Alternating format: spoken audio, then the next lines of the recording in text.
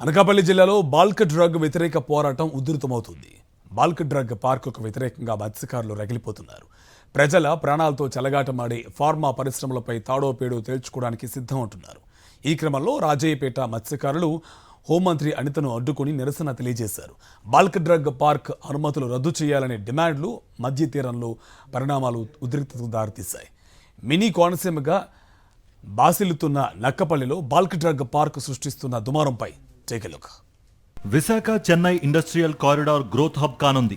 ఇదే క్రమంలో పారిశ్రామిక అభివృద్ధి, ఉపాధి కల్పన పక్కన పెడితే ప్రజల ప్రాణాలను పనంగా పెట్టి ప్రమాదకర విష రసాయన పరిశ్రమలను తెచ్చి పచ్చటి పల్లెలను, సముద్ర తీరాన్ని కలుషితం చేసేందుకు ప్రయత్నం జరుగుతోందనే ఆందోళన పెరిగిపోతోంది. ప్రధానంగా అనకాపల్లి జిల్లా నక్కపల్లి ఇండస్ట్రియల్ క్లస్టర్లో బల్క్ డ్రగ్ పార్క్ కు వ్యతిరేకంగా ప్రజాందోళన ఉధృతమైంది. తమ వృత్తికి విఘాతం కలుగుతుందని మత్స్యకారులు ఆందోళన వ్యక్తం చేస్తున్నారు. హోంమంత్రి అనిత పర్యటనను అడ్డుకుని నిరసన తెలియజేశారు.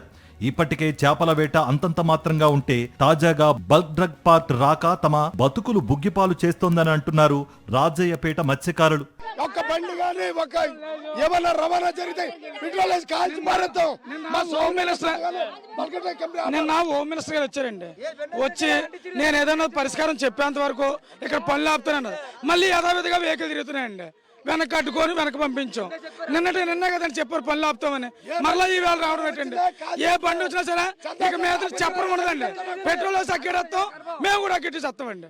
అనకాపల్లి జిల్లా నక్కపల్లి మండలం పరిధిలోని 2000 ఎకరాల్లో బల్క్ డ్రగ్ పార్క్ ఏర్పాటు కానుంది. 2 విడతలుగా భూసేకరణ చేపట్టింది ఏపీఐఐసి.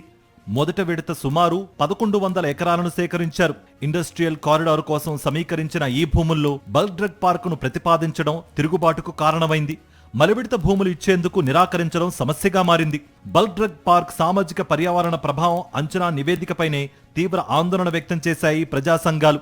బల్క్ డ్రగ్ పార్క్ ఏర్పాటైతే ఈ ప్రాంత ప్రజల ఆరోగ్యానికి పెనుముప్పు పొంచి ఉందనే భావన స్పష్టంగా ఉంది.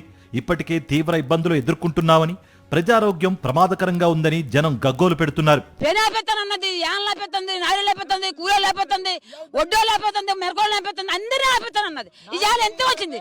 న్యాయం జరిగింది ఎవరికైనా ఎంత కావలేదు. ఇవాళ ఆపండి బండి అమ్మితే దగ్గరికి ఏది దాని చెట్టుంటే రమ్మని ఇవాళ చూస్తాం. దాని తిండి తిప్పిన చూస్తున్నాము. నాకు కొంచుకోట రాజీపేట నాకు ముద్దు, నా రాజీపేట కొంచుకోట అని చెప్పింది. ఆ రోజు కొళ్ళు మూసేసి 2000 ఓట్లతో మెజార్టీ చేసి మాకు న్యాయం చేస్తుంది, మానాట ఆడదే కదా అలాగని మా సాయం చేసినందుకు మాకు మంచి మర్యాద తెచ్చింది. బల్క్ డ్రగ్ పార్క్ వల్ల ప్రత్యక్షంగా పరోక్షంగా ఉద్యోగ ఉపాధి అవకాశాలు లభిస్తాయని మత్స్యకారులను మభ్యపెట్టే ప్రయత్నం జరుగుతున్నప్పటికీ అన్ని కంపెనీలు కేంద్రీకృతం అయితే పర్యావరణ విధ్వంసం, మత్స్యకారుల మనుగడ ప్రమాదంలో పడుతుందనే భయాలు ఎక్కువైపోయాయి. దీంతో రాజయ్యపేటలో మొదలైన ఆందోళన ఇతర గ్రామాలకు విస్తరించేలా ఐక్య కార్యాచరణ ప్రణాళికలు సిద్ధం చేస్తుండడం ఉత్కంఠగా మారింది.